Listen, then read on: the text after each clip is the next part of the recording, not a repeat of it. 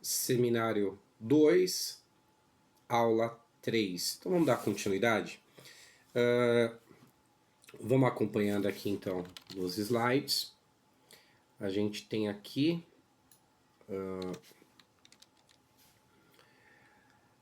a metáfora da cibernética e da máquina. Bom, para falar dessa metáfora, a gente tem que entender que a ideia aqui é ilustrar um pouco essa autonomia, né, da cadeia significante, né? Essa cadeia significante que é governada por uma lei. Então, o Lacan ele vai recorrer a essa metáfora e ele vai utilizar o jogo do par ou ímpar, aquele jogo que é tão conhecido, né? Mas para mostrar de alguma forma essa sequência, para mostrar um pouco essa sequência de escolhas, né, que governa, para explicar, para elucidar essa lei simbólica subjacente, né? Então essa lei de escolhas, essa sequência de escolhas, ela é, embora pareça aleatória, né, de um sujeito, né? O que acontece? Na verdade, ela é governada por uma lei simbólica. Só que é uma lei simbólica que é, então, subjacente.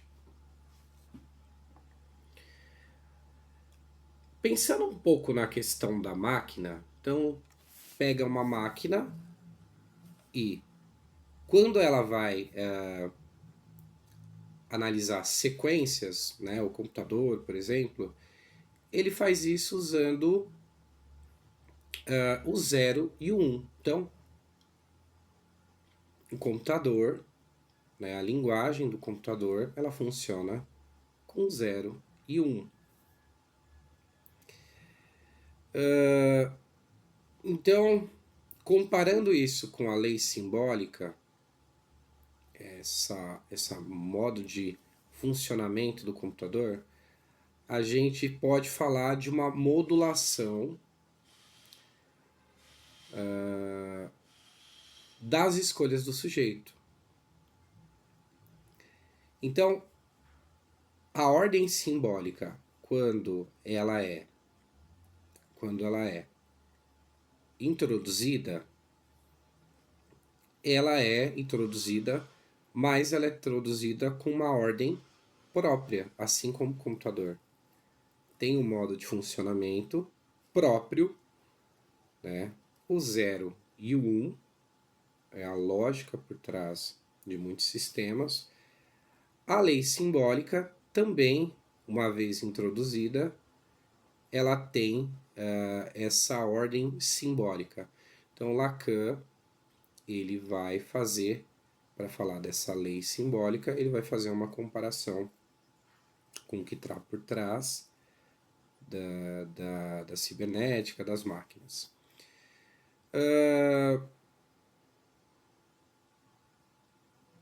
E isso vai operar, mas vai ser uma operação que ela não depende, essa operação da lei simbólica, aí que está a grande questão. Ela não depende do princípio do prazer. Lembra que a gente discutiu essa questão do princípio do prazer, né? O que vai significar, né, que não depende do princípio do prazer? Que não depende que o sujeito ele tenha bem-estar, que o sujeito ele esteja consciente. Então, essa lei simbólica, uma vez introduzida, ela vai funcionar independente desse princípio do prazer. não é o princípio do prazer que governa a lei simbólica. E aí, a gente vai para a ideia, então, de repetição. A repetição que o Freud já tinha observado no sujeito, ligada a uma insistência,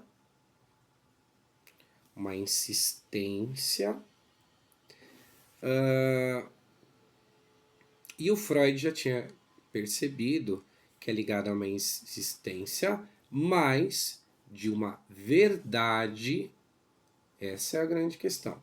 A insistência de uma verdade que não foi reconhecida. E o que é? O que isso é? A ideia é que existe um resíduo, né? Um resíduo que é material, é insistente, só que é um resíduo material insistente que pertence à ordem simbólica, tá? E esse material, ele vai, então, esse material insistente, ele vai se manifestar através dos sintomas, certo? Certo. Então, essa é a explicação para a ideia de repetição de experiências dolorosas. E aí a gente descarta a ideia de um desejo de sofrimento, né? Ele não repete essa cadeia simbólica por um desejo de sofrimento, mas por conta dessa insistência, né? Essa repetição que está ligada a uma insistência de uma verdade que não foi reconhecida pelo sujeito.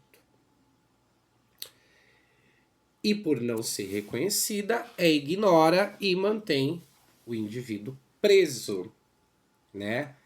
Preso a essa cadeia de significante, cadeia a qual o sujeito é um efeito.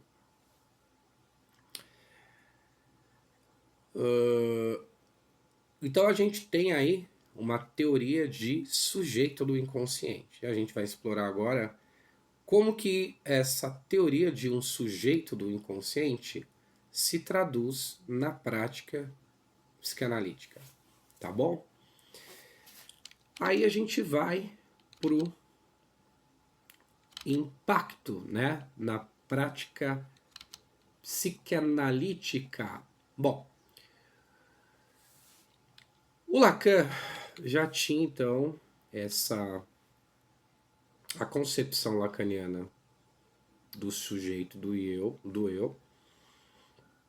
Para o Lacan, ela vai implicar então uma reorientação na prática. Então, quando a gente fala da implicação na prática, a gente está falando para o Lacan, de uma reorientação na prática.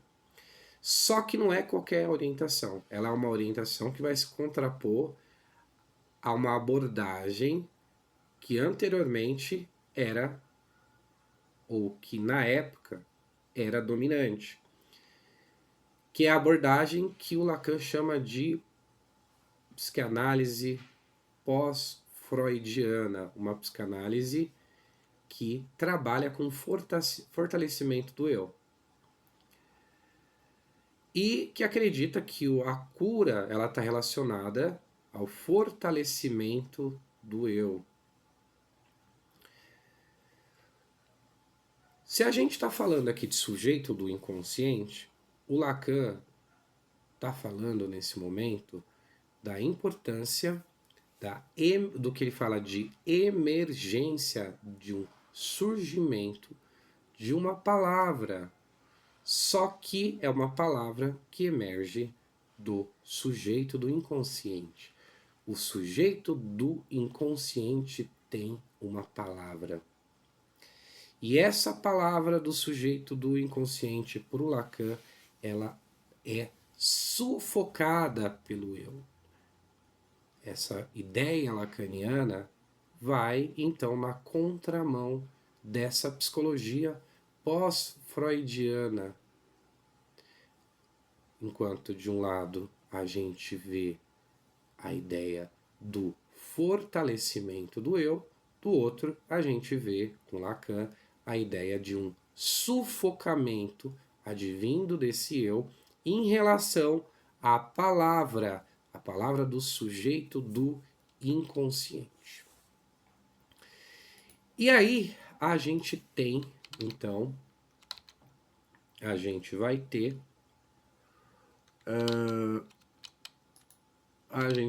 a próximo slide. A gente vai falar,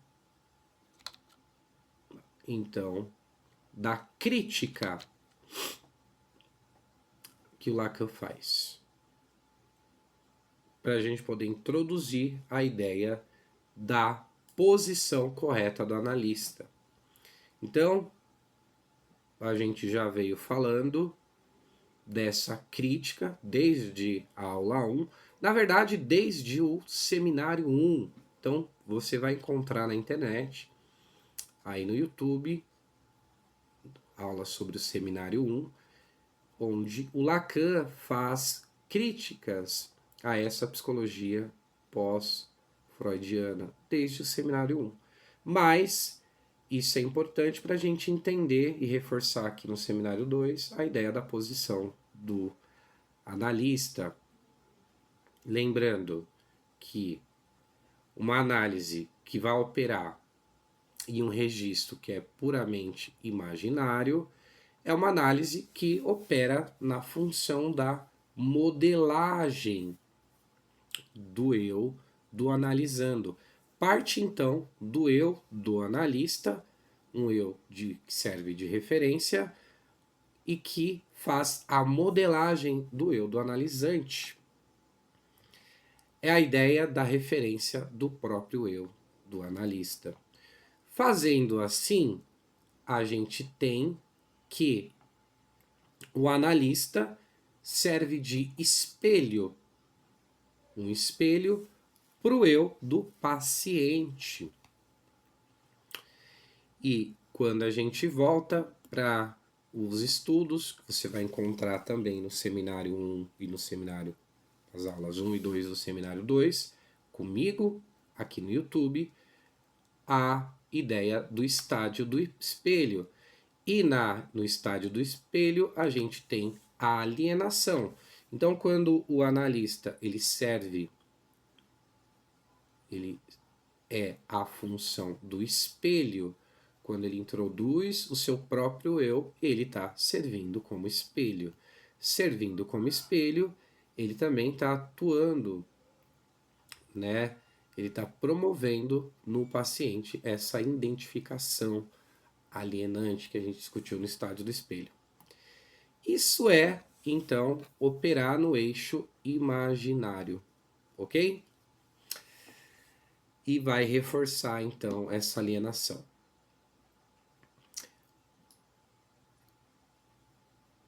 Reforçando essa alienação, facilmente a gente vai confundir isso com a ideia de uma adaptação à realidade.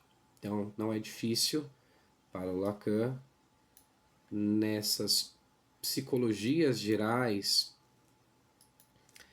ver que é um trabalho que visa a adaptação de um sujeito a uma realidade. E aí a gente está falando de operações que envolvem o registro imaginário, nessa operação de velar o real, o que vai na contramão da ideia do trabalho de flexão da relação analítica segundo Lacan. Então a gente vai ter aqui uma posição correta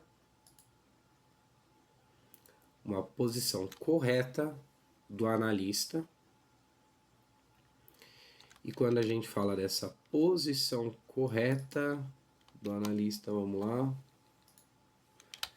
quando a gente fala dessa posição correta do analista, a gente tem, então, a proposição de uma técnica, e essa técnica, essa posição envolve extrair essa posição imaginária do analista. O analista ele não deve ser, então, esse espelho vivo, a gente já falou anteriormente por quê.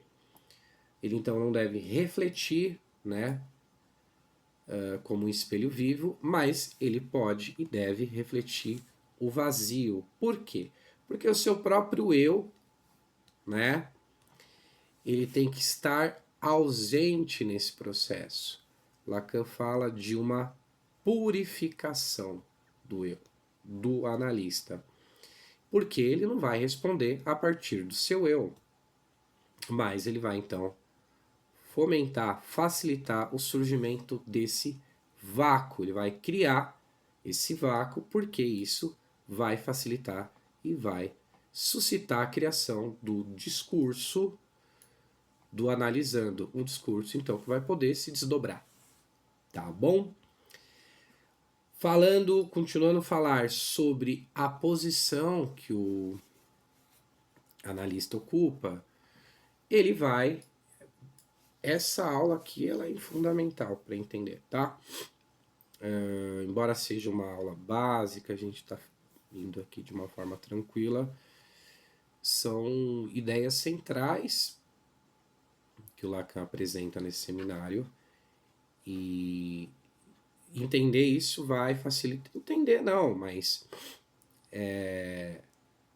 conseguir enxergar o que o Lacan está trazendo vai ser importante, porque muito do que vai ser apresentado lá na frente é de uma continuidade, uma reelaboração desses temas, por exemplo, que foram apresentados no seminário 1.